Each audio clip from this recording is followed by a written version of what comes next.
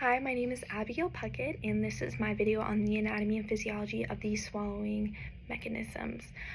So as you take a bite from a cracker and swallow, there are several structures and mechanisms that are involved that assist in carrying it to the stomach to be digested. There are 4 total stages of swallowing, and the first stage is known as the oral preparatory stage. Smell, sight, and taste are super important factors in this stage. So think of how you may feel when you don't like a food and you smell it or like see it. So for example, I do not like cauliflower at all. So when I smell and I see cauliflower, it makes me kind of lose my appetite. So that just goes to show how important these factors are in this oral preparatory stage.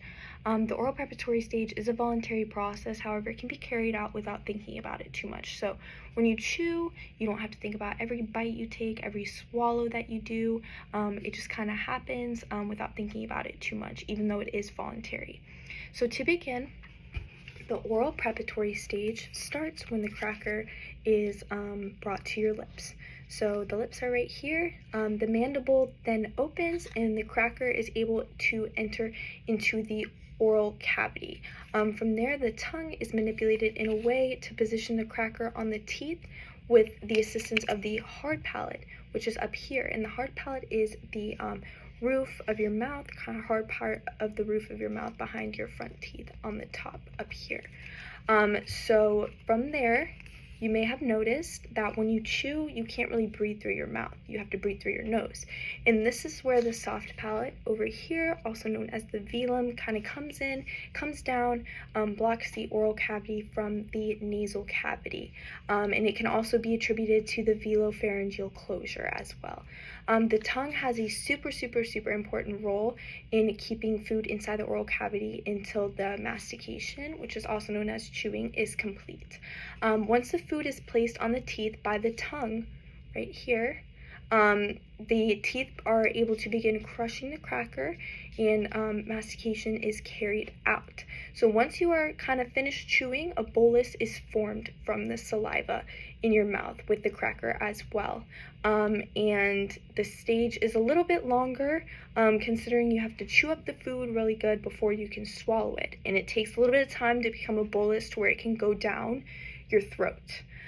So once it starts kind of getting propelled to the back of your throat, the second stage, also known as the oral stage, begins.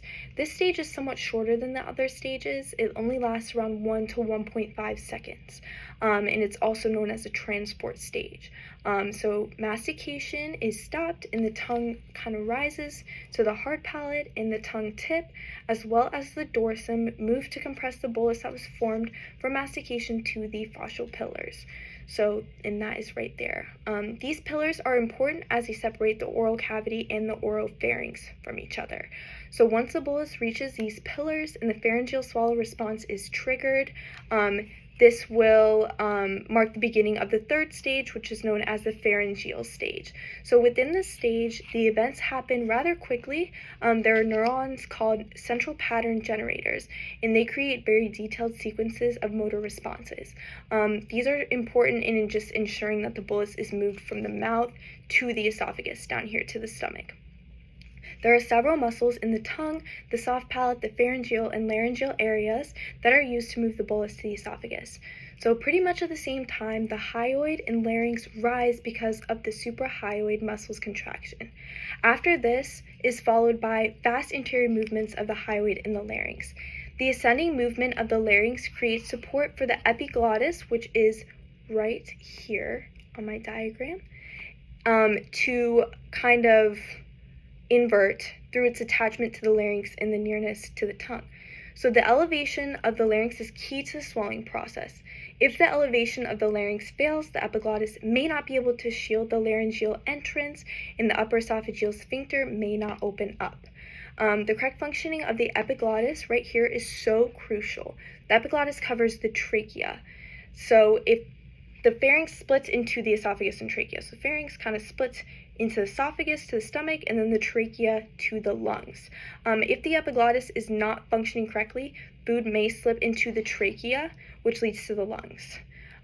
So I'm sure a lot of people have experienced this. So when you kind of choke and then if someone says, oh, that went down the wrong way or that went down the wrong tube, they're kind of exclaiming, okay, the food went down into my trachea, kind of coughed it up, and had to take a second to kind of catch their breath because the food went in the wrong tube. So the wrong tube that it goes down is the trachea. So the driving force behind the stage is pressurization. The pharyngeal walls compact the bolus, which in turn increases pressure to kind of move it to the esophagus.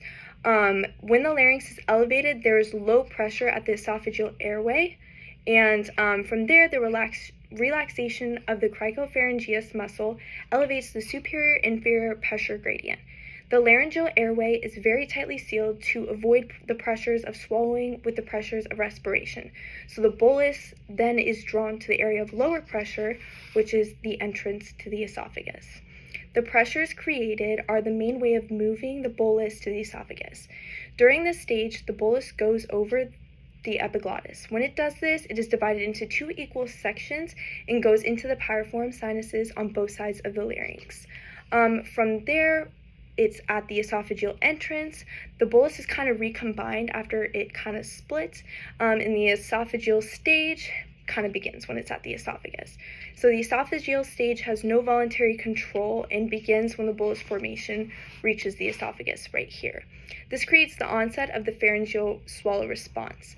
The bolus mass is then taken through the esophagus and reaches the lower esophageal sphincter due to peristalsis and takes around 10 to 20 seconds to arrive at the stomach. Once the bolus mass reaches the upper esophageal sphincter, which is right here, the cricopharyngeus muscle contracts, opening the laryngeal valves, which depresses the soft palate, and it begins respiration once again. Thank you so much for your time, and I hope that you have a great day.